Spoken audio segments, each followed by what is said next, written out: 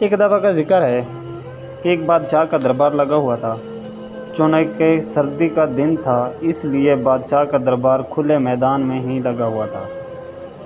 سب خواص و عوام صبح کی دھوپ میں بیٹھے تھے۔ بادشاہ کے تخت کے سامنے ایک میز تھی اور اس پر کچھ قیمتی اشیاء رکھی تھیں۔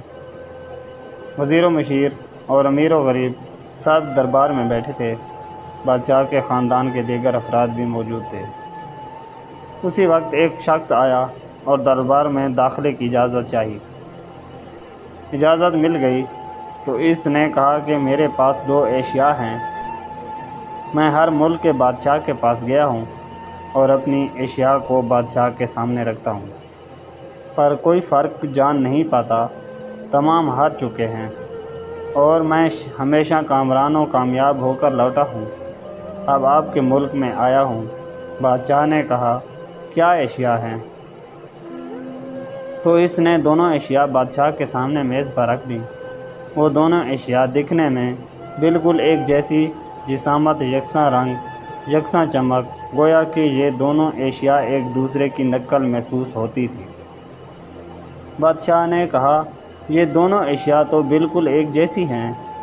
تو اس شخص نے کہا، جی ہاں، دکھائی تو ایک سی ہیں، لیکن ہیں مختلف۔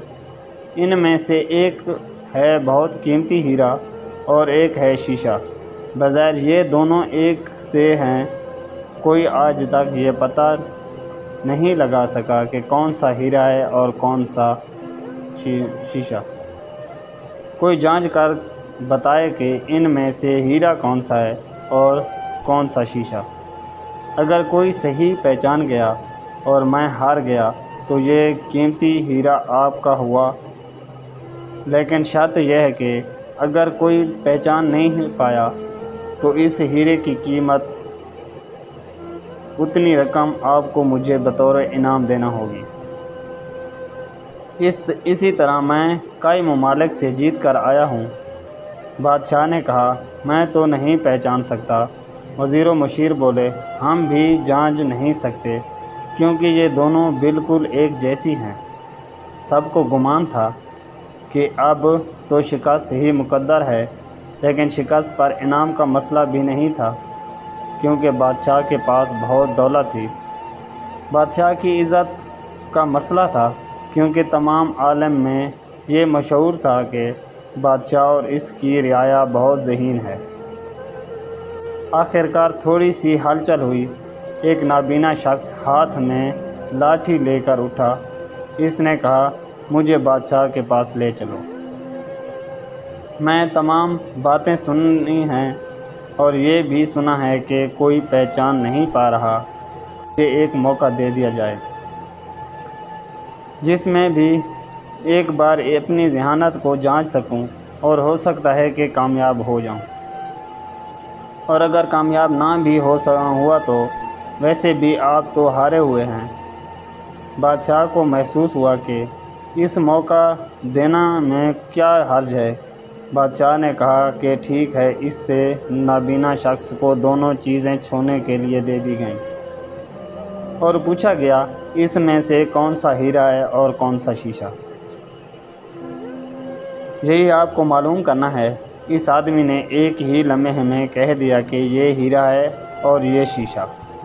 جو آدمی اتنی جگہوں سے جیت کر آیا تھا وہ بھی حیران ہو گیا اور کہا، ٹھیک ہے، آپ نے صحیح پہچانا۔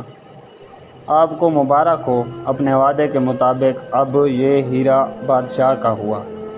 تمام لوگ بہت حیران ہوئے کہ ایک نابینا شخص نے کیسے جان لیا کہ اصل ہیرا کون سا ہے، اور سب سے نے یہی سوال اس نابینا شخص سے کیا۔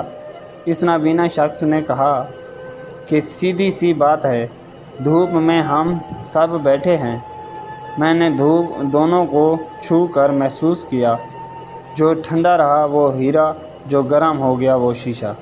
اسی طرح زندگی میں بھی جو شخص سخت اور مشکل حالات میں گرم ہو جائے اور حالات کا سامنا نہ کر سکے، وہ شیشے کی مانند ہے، اور جو تمام حالات میں ٹھنڈا رہے وہ ہیرے کی مانند ہے۔